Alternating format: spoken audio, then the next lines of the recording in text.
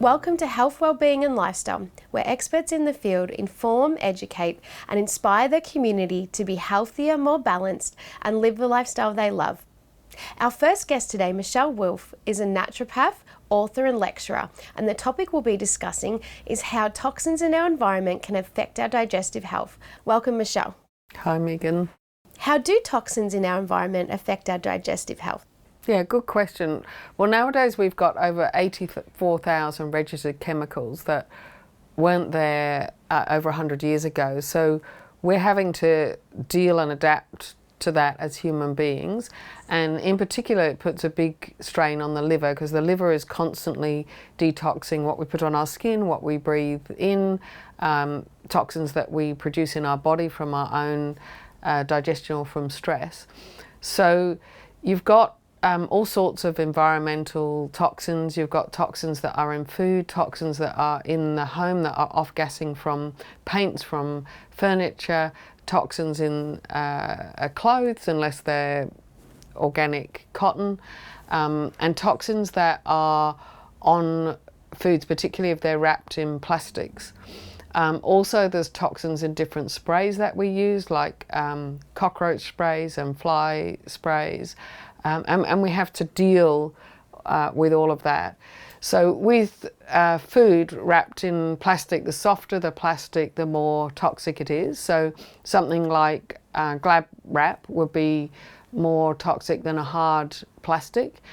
And when it's warm or heated, then that becomes more toxic. So if you've got a water bottle in a plastic container on your front seat and it's a 35-degree day, then the phthalates from that plastic will go into the water and that disrupts the hormonal system. The liver has to try and detox that, and that puts pressure on the digestion.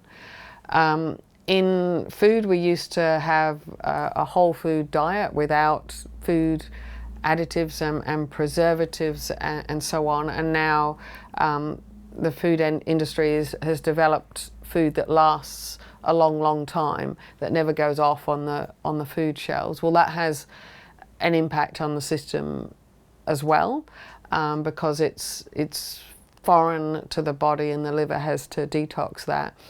And then the everyday things we do in our lifestyle, from getting up in the morning to going to bed, we can use a whole range of toxic products in the home. So makeup, deodorant, toothpaste, hairsprays, and cleaning products. So what you've got under your kitchen sink or in your bathroom cabinet is not necessarily healthy.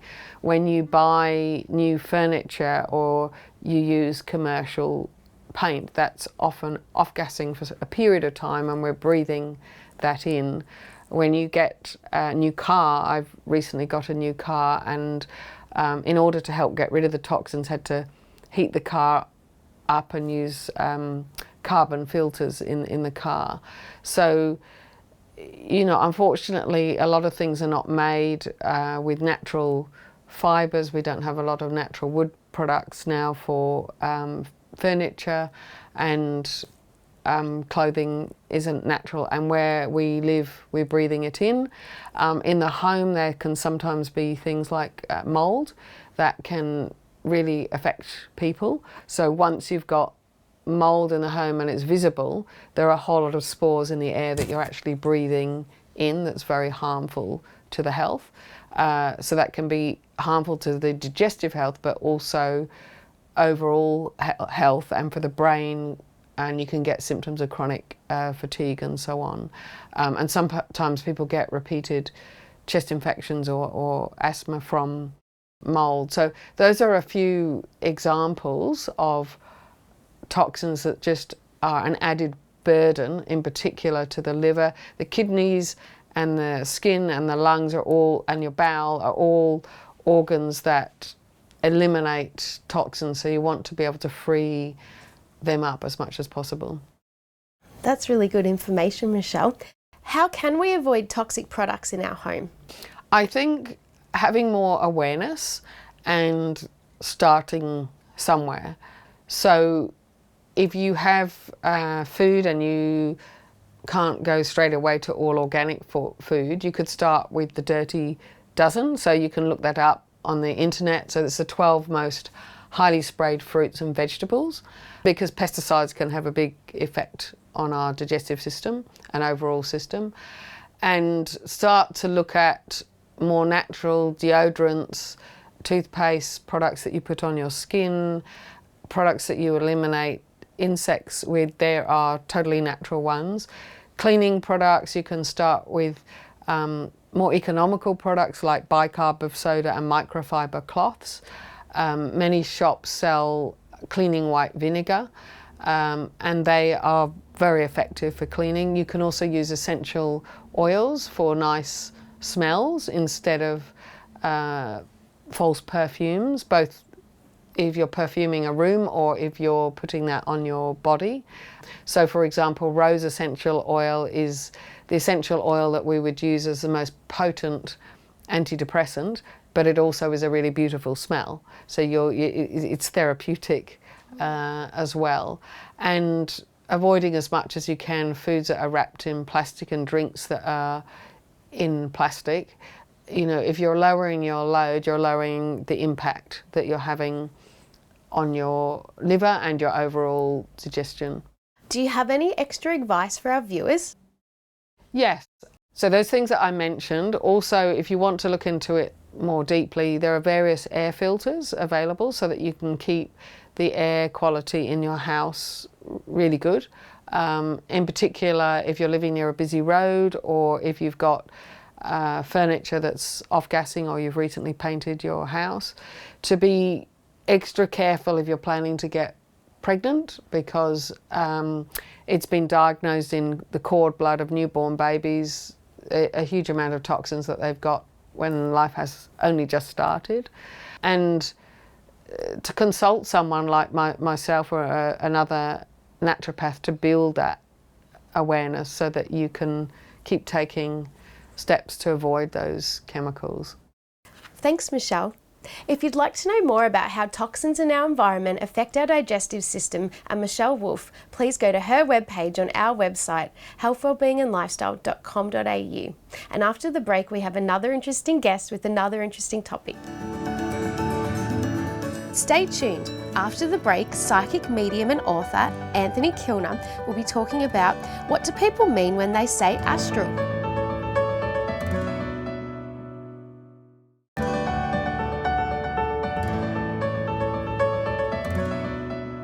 Welcome back. Our next guest, Anthony Kilner, is a psychic medium and author, and the topic we'll be discussing is when people talk about the astral, what do they mean? Welcome, Anthony. Thanks, Megan. What is the astral, and what does astral travel mean?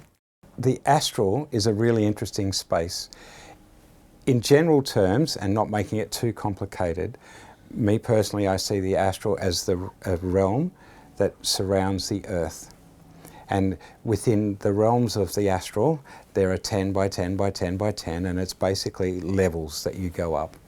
Now, the thing about that is everyone will have a slightly different interpretation on it. However, our spirit body goes out into the astral and is experiencing all sorts of different bits and pieces. I'll get to that in a sec. The main thing is understanding that unlike dreams, which are a soul message that require interpretation, they're muted in colour, the astral is vibrant. It's vibrant in its colour. What you do, what your spirit body does out in the astral really impacts what you feel on your physical body. And that's really interesting. So you go into the astral to meet your loved ones, you go into the astral to meet and have experiences with teachers, learning, that sort of thing. You can go into the astral realm if you're in one way to remote view into the future. So if you're looking to get a job, you might put yourself out there and experience that in sort of between the astral realm and your physical realm. So it's really quite an interesting topic in general. More specifically, our spirit body is going out there to experience everything that is in the astral realm. We meet our loved ones, and so any of our departed relatives. We can meet our friends. so we can all go to an astral point together. And how many times have you talked to people and they said, they get up in the morning, they just think, oh, I feel like I've just run a marathon, I can't get my body right. And you talk to them and they've been out partying in the astral, because that's the big party place, that very first layer of the astral, closest to the earth as it moves around sort of semi-elliptically, around sort of 1 till sort of 3, 4 in the morning.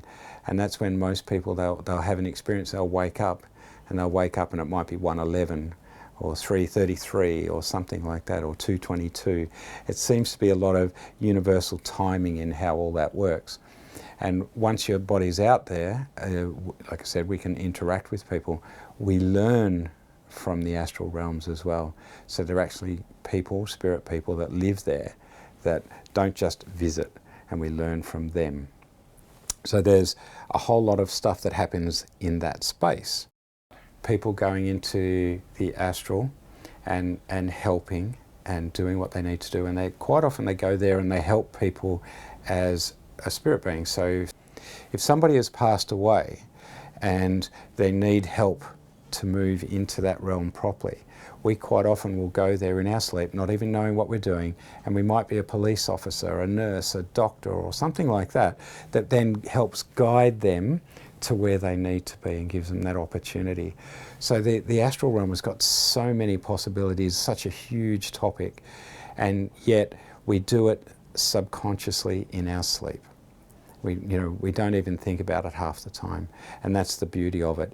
So when we are growing up from young children and our energies developing and our spirit bodies developing, it goes off and it experiences all facets of life, from intimate relations right through to having fun and learning about things, and it impacts us on a physical level.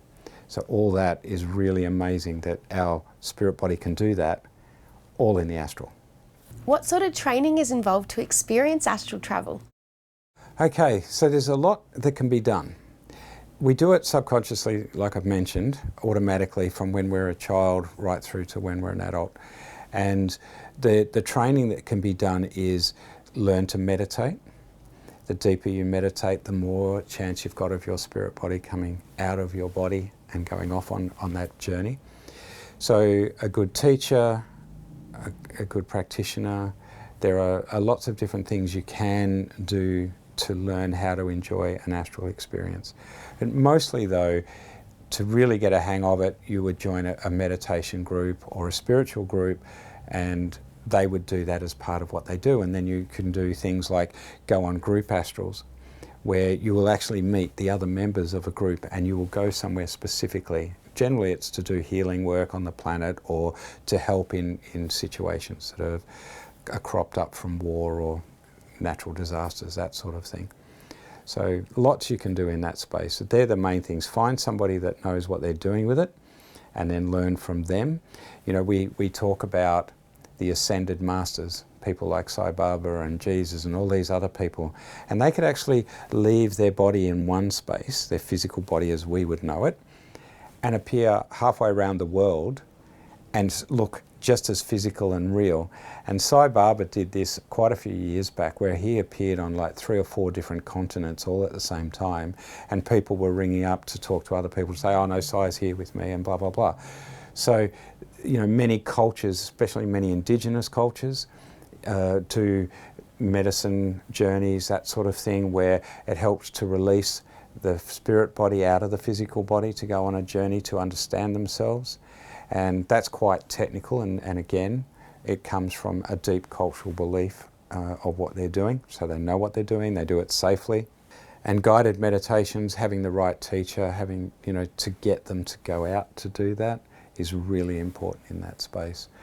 What suggestions do you have for our viewers in terms of their own astral travel? Right, so good suggestions would be, there are lots of great books out there on an astral travel and how to do it. If you don't get the right information out of the book, then going to a good practitioner, somebody that knows what they're doing, someone that knows how to guide you there and bring you back safely. A good meditation teacher will be able to do it, a good spiritual teacher will be able to do it, and then, you know, there are the other ways, like I mentioned before, of doing it. However, I believe that we can learn this just through practice. And the other really important suggestion is, if you're doing this at home and you're by yourself, don't have the pets in the room. Because if your spirit body's flying off somewhere and your physical body's here, right, if a dog or a cat or something jumps on you, it scares you and you jump back into your body really quickly. And you'll know, and most of the viewers will probably pick up on this, at one point, you would have been travelling in the car, head on the side, a little bit of dribble coming out, and you jump back into your body like that. That's your spirit body's been out doing something because you're so bored with what's happening. It's off doing what it wants to do, and it comes back in a hurry, and so that's what happens. And most people wake up in the morning, they wake up with a jolt, and that's because their spirit body's come back into their physical body. And where most people say, I feel like I got out of bed on the wrong side, that's because they're not lined back up. So probably the suggestion is, go back to bed or lie down, visualise your spirit body and your physical body coming into perfect alignment, and then getting up again and moving forward for the rest of the day. So they would be my top suggestions. Thanks, Anthony. That's such good information to consider. If you'd like to know more about Anthony Kilner and what people are talking about when they mention the astral, please go to his webpage on our website, healthwellbeingandlifestyle.com.au. And after the break, we have another interesting guest with another interesting topic. Stay tuned, and after the break we have international meditation teacher and coach Daniella D'Amore talking about a balanced life through spiritual growth.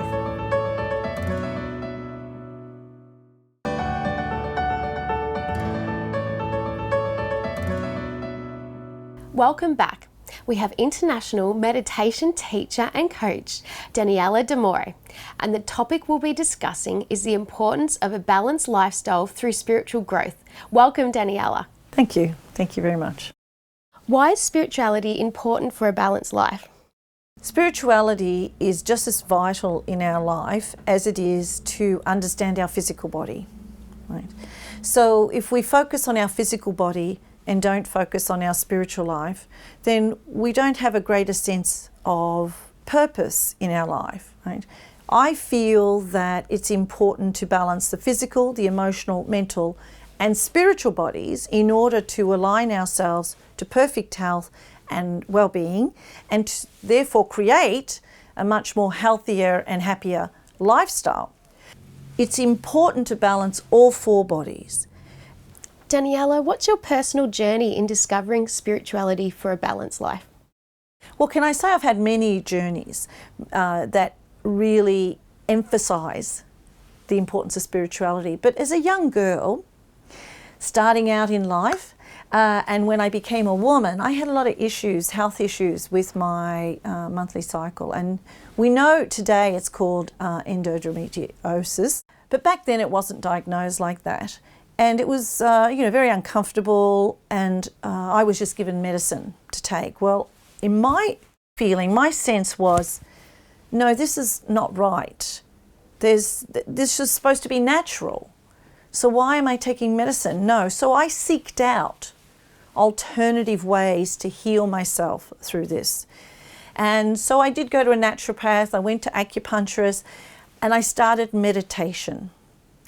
And over the next few years, I just found that it's, I had good months and I had bad months, but there wasn't that consistency anymore of the uncomfortable feeling.